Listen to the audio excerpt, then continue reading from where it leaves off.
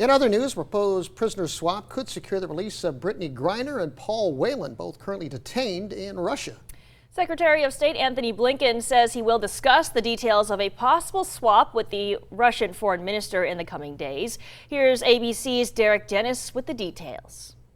ABC News has confirmed the U.S. has proposed a prisoner swap with Russia, trading WNBA star Brittney Griner and former Marine Paul Whelan for the release of Russian arms dealer Viktor Bout. We have sought to resolve these cases to see Paul Whelan, Brittney Griner freed as soon as we started working these cases. We are now escalating this to the level of the Secretary in the hopes of moving this to resolution. The Biden administration making the unusual decision to publicize the offer. It was important to put this out there, that the American people know how seriously President Biden takes his responsibilities to bring American citizens home when they've been unjustly detained. Bout is serving a 25-year sentence in the U.S. for international arms trafficking. A source confirms to ABC News the Department of Justice initially opposed his release, but President Biden himself approved the plan.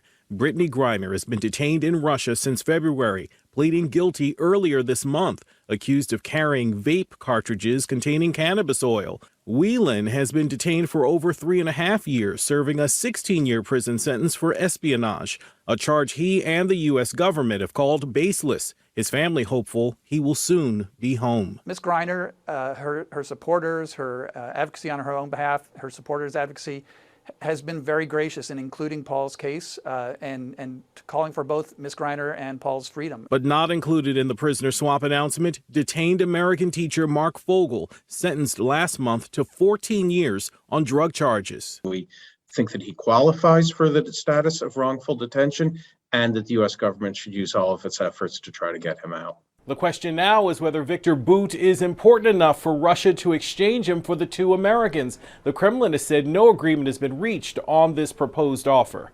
Derek Dennis, ABC News, New York.